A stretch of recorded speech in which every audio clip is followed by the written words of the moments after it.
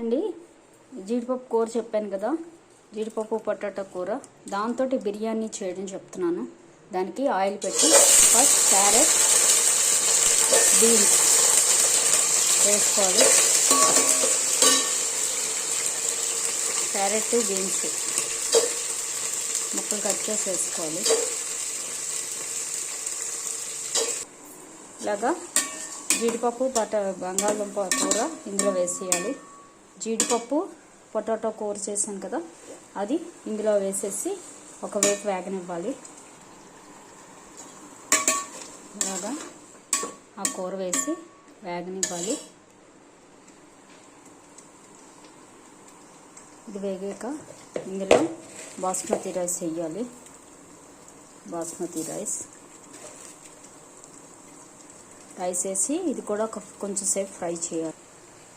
కడిగి ఆరబెట్టిన బాస్మతి రైస్ అండి వేసుకోవాలి.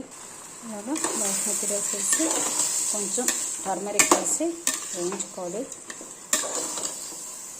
ఇది కూడా ఒకవైపు వేగాలి. రైస్ వేసాక బాగా వేగితేనే బాగుంటుంది. వేసాక కదా రైస్ వేగింది. ఇప్పుడు ఒకటికి 1 గ్లాస్ బాస్మతి రైస్ అయితే 1.5 గ్లాస్ వాటర్ పోయాలి. పోసాక 1 బాస్మతి రైస్ అయితే 2 వాటర్ 1.5 వాటర్ పోయాలి. 1 గ్లాస్ రైస్ అయితే 1.5 గ్లాస్ వాటర్ పోయాలి.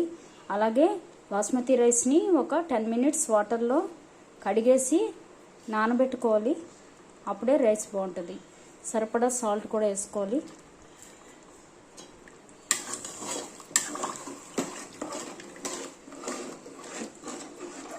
అంతేనండి, కలిపి మూత పెట్టుకుందాం. ఒక ఉడకనిచ్చి సిమ్లో పెట్టి మూత పెట్టాలి. చూసారు కదా, ఇలాగా ఉడికొచ్చింది కదా.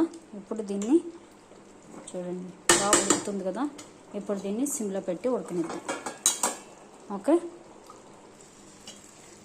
చూసారు కదా, ఇలా కలిపి మూత పెట్టాలి. చూసారు కదండి, బిర్యానీ రెడీ.